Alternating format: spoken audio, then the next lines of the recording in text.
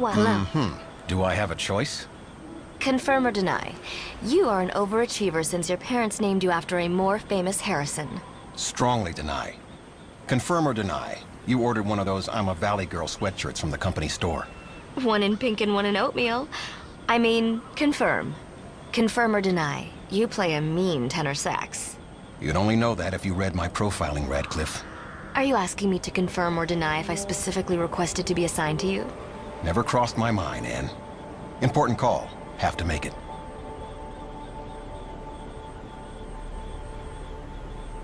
I know what you must be thinking. How'd she end up here? Well, I am a sucker for field uniforms with silver lining. No, that's a joke. I was always the bugs and animals girl at school, so this is, kind of a career path. Cryptozoology? I guess I didn't see that coming when I signed up for R&D. They don't really ease you into it gently. How all the urban legends aren't legends, or even that urban. I mean, the stuff I saw in Iowa would... Never mind. Well, I don't have any regrets. Yet. And this work gives great miles. Even more now that we're getting flown to some new catastrophe every couple of months. Well, you must be pretty used to it by now, though, right? Doing that thing you do. Would you say a flock of superheroes? This is totally bugging me. It's nice to be able to talk to someone about all this, who understands. I can't call up my folks and be all, you will never believe what I performed frozen section on today. I see these things, so they'll never have to. I'm keeping them safe. Safe in their reality. Protecting the world with science. I was so into that idea as a kid. Now, well, I think it can make you a little crazy, staring too long into the abyss and all, down the old electron microscope. Like I was happy to be one of the Valley Girls. We have an internal mailing list, but now they're calling us the Frankenstein Patrol. Things are getting kinda gross. But I have Blake as a grounding influence. Oh, he is super grounded. And so I look at him and think, Anne, honey, just do what you're told and then get your buns out of there. I'm under a strict NDA. I can't really talk about my employer or my job or Blake or all this hardware or the helicopters or... Oops, that was already too much. Can I retract? Look, it's not like you can't figure out things on your own. Put two and two together.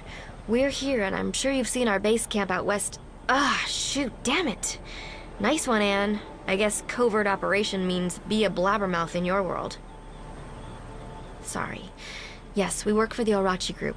No, we can't talk about our reasons for being here, but look around.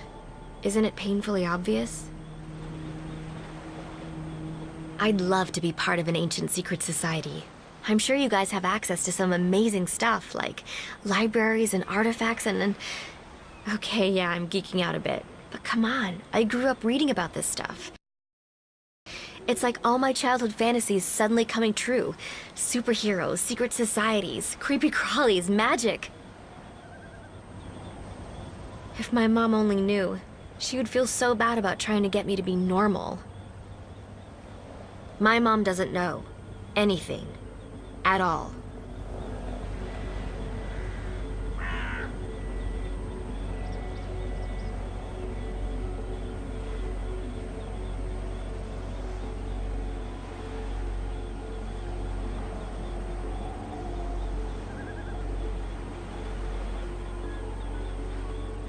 Hello.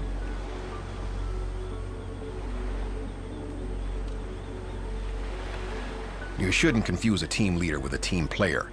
I would have preferred to oversee this operation remotely, on time, under budget, and with minimum deployment of heavy weapons. However, I had Miss Radcliffe to consider. A promising graduate, but easily distracted by human elements. My intention was to keep her focused on our corporation's core values. I haven't been entirely successful. Her rural upbringing leads to every community in peril tugging at her heartstrings. In our line of work, I find the best practice is to refer to small towns by case number. Yes, she gave me the same look. You really haven't been doing this long, have you? I doubt we'll meet again, but in the event we do, let me know how saving the world has turned out for you. I might have known your kind would show up sooner rather than later. The etheric wave activity on this island has been spiking off the charts. Oh, don't go all cow-eyed on me. You and I both know you're something of an occult hot potato. All that volatile energy buzzing around inside your skull. Isn't that why your quote-unquote secret society snapped you up? Soldiers are seldom selected for their winning diplomatic skills. It's all enough to make Ms. Radcliffe chew her nails, and neither of us wants that. Uneven nails are symptomatic of disorder. But I digress. In the big picture, our organizations are working to the same game plan, just from different angles. We choose to deal in hard, quantifiable science, and you're the liberal arts. To be candid, I envy your lack of accountability to the real world. Can you even begin to imagine detailing an event like this to the Joint Chiefs of Staff?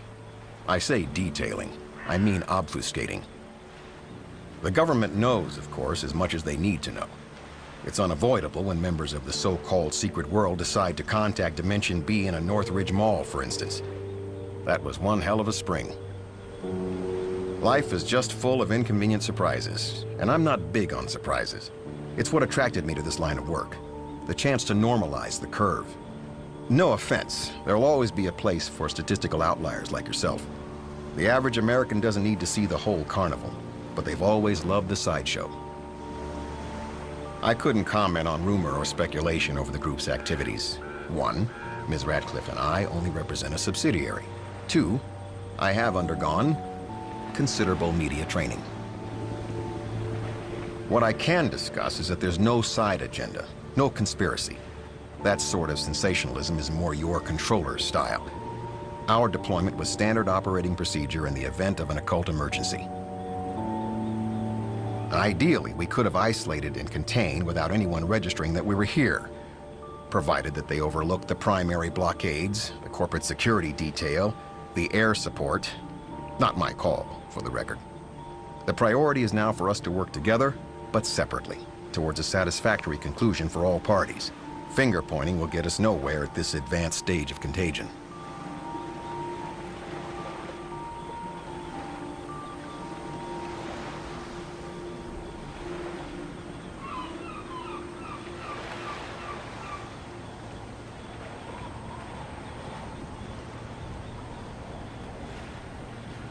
Goodbye. See you later, I hope.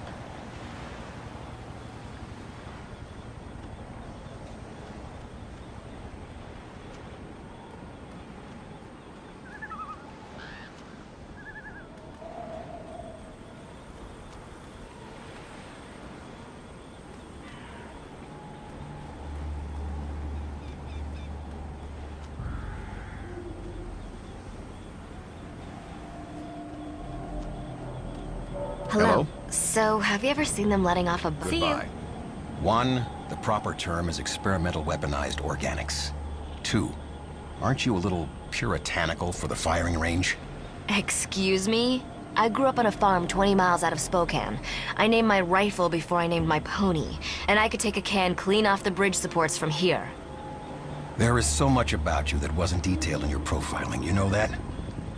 Yes, a weaponized organic could lacerate white-hot fractals into this hypothetical can from around the corner. And you'd only know it happened on a 250,000 frames per second playback. Awesome. Goodbye.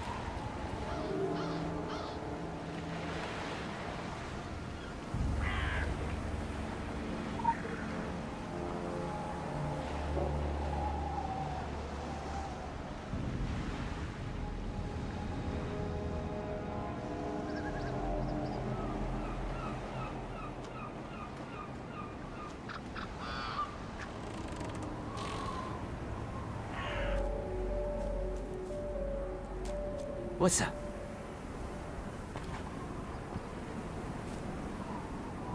Hell yeah. We're with the Morning Light. You've seen the flyers, you've seen our commercials, you'll probably even talk to some of our good people. Can't escape the light, my friend. It's all fucking encompassing. Like air. We're like air. Breathe it. So some people feel a need to badmouth us. Big fucking deal. Happened to Jesus. Happened to the Buddha. It was bound to happen to Philip Marcard as well. There are some that won't even see the light, you know? They're jealous of those who do, and they want to destroy it. Morning Light is about change, about improvement, about shedding our shells and, you know, sprouting wings. Like a motherfucking butterfly, my friend. We're all about freedom, about casting off our tired old lives and starting anew in the light of a new sun. And the end is coming, good buddy, and we need to prepare. We need to help get it done. We can't sit and wait for the world to turn, no. We need to turn it. We need action. And the Morning Light, we're all about the action. We're all about making change happen, and happen right now. We were, you know, just passing through with our little band of merry fucking hippies when that shit rolled in from the sea like whipped cream on a blueberry pie. But it's not like the fog caught us by surprise. No, man.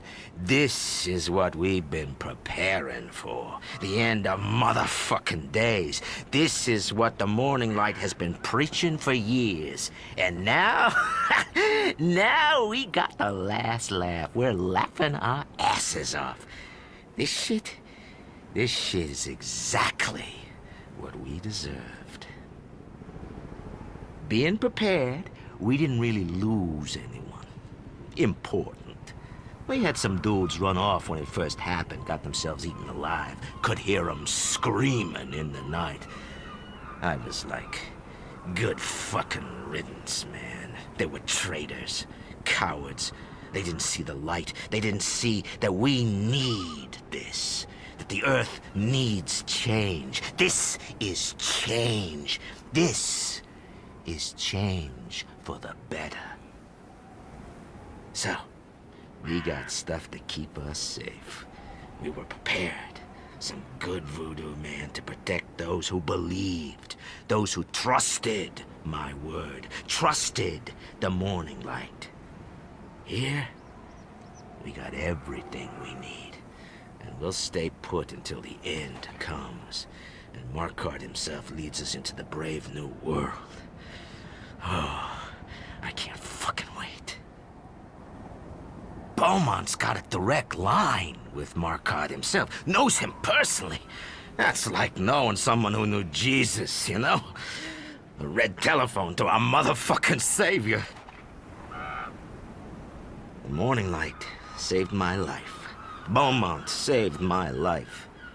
30 years ago, when we met, I was a wreck. Strung out, man, and ready to roll over and die. Couldn't move forward, didn't have anything to live for. But the Morning Light, they gave me hope. They made me see that there's a future for those who believe in change. I don't remember the exact details of what happened around that time. I'm pretty sure I was in Amsterdam at some point, and then I woke up somewhere in Scotland, and after that, I have a memory of being in Venice.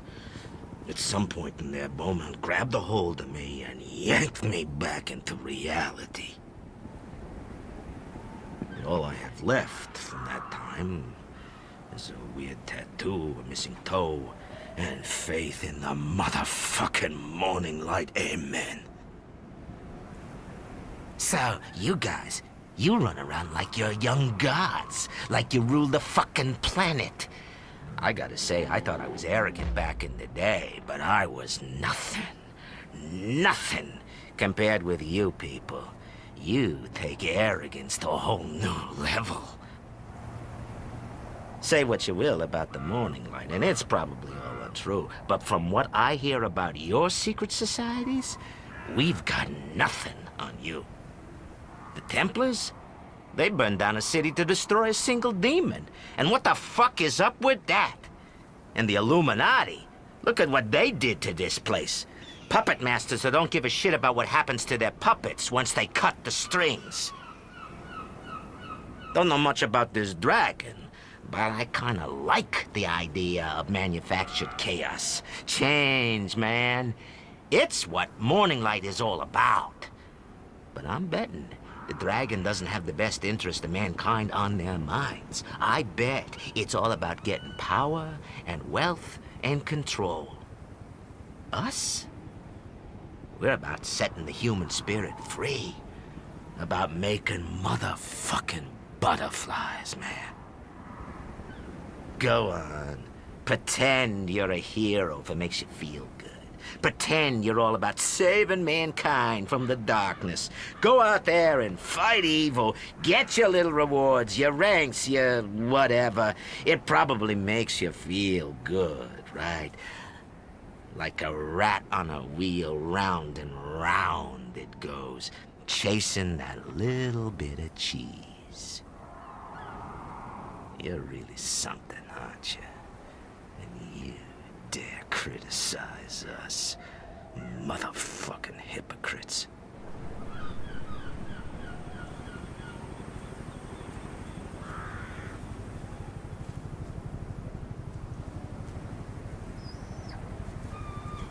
Peace out, my friend.